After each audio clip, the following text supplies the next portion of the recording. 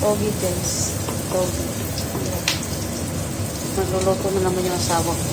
Gusto niya pala ito. Yan. Nililinis ko na siya. Yung iba. Pero siya ayaw niyang ipalinis yung mga green. Ayaw niyang ipatanggal. Yan. Sa pamamahay niyo, pwede kayong gumawa ng ganito. Patubo lang kayo. Sa araw-araw niyo hugasan kasi maliba din ang amoy. Mga 40s lang guys, umano na siya, umalsa na siya, di ba? Ganyan na siya, togi na siya, di ba? Meron na siyang dahon. Di ba? Sa gawa ganito, ibang kulay, di ba? Togi na siya. Makagawa pa ng ganito.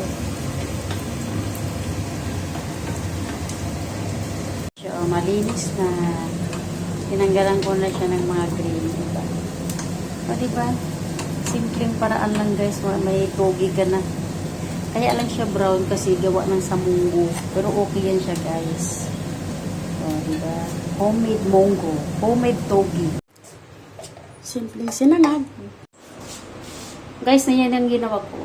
Spring roll. Pero nilagyan ko siya ng breadcrumbs kasi iba yung wrapper niya.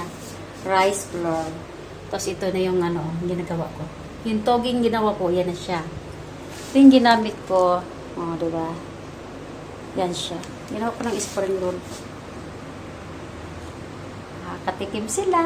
Masarap ito. Yan, guys. Breadcrumbs. Yan. Yan lang, guys.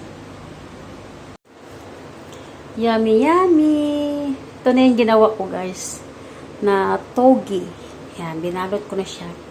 Ginawa ko ng spring roll. O, diba? Sa ganitong paraan lang, guys, homemade spring roll. Nagpatubo ng togi. 4 days, pwede na siya. Yan. Ito na siya, guys. Nakagawa ko ng 15 pieces. O, diba? 15 pieces siya. Mamaya, may merienda. Uy, yummy, yummy. Thank you for watching. Bye-bye. God bless. Togi guys. Togi. Magluluto na naman yung asawa ko. Gusto niya pala ito. Yan. Nililinis ko na siya. Yung iba. Pero siya ayaw niyang ipalinis yung mga green. Ayaw niyang ipatanggal. Yan. Sa pamamahay niyo, pwede kayong gumawa ng ganito. Patubo lang kayo.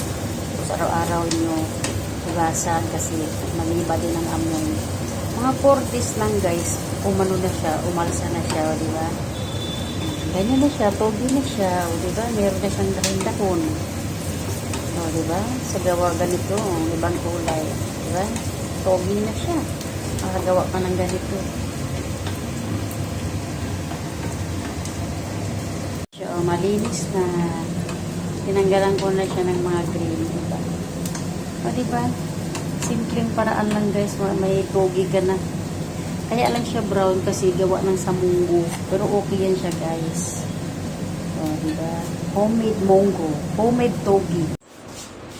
Guys, na yan ang ginawa ko. Spring roll. Pero nilagyan ko siya ng breadcrumbs kasi iba yung wrapper niya. Rice flour. Tapos ito na yung ginagawa ko. Yung toging ginawa ko, yan na siya. Ito yung ginamit ko. O, diba? Yan siya. Ginawa ko ng spring roll. Nakakatikim sila. Masarap ito. Yan, guys. Breadcrumbs. Yan. Yan lang, guys. Simpleng sinangag. Yummy, yummy. Ito na yung ginawa ko, guys. Na togi. Yan, binalot ko na siya. Ginawa ko ng spring roll. O, diba? Sa ganitong paraan lang, guys, homemade spring roll. Nagpatubo ng togi. 4 days, pwede na siya. Yan. Ito na siya, guys. Nakagawa ko ng 15 pieces. O, diba? 15 pieces siya. Mamaya, may merienda. Uy, yummy, yummy. Thank you for watching. Bye-bye. God bless.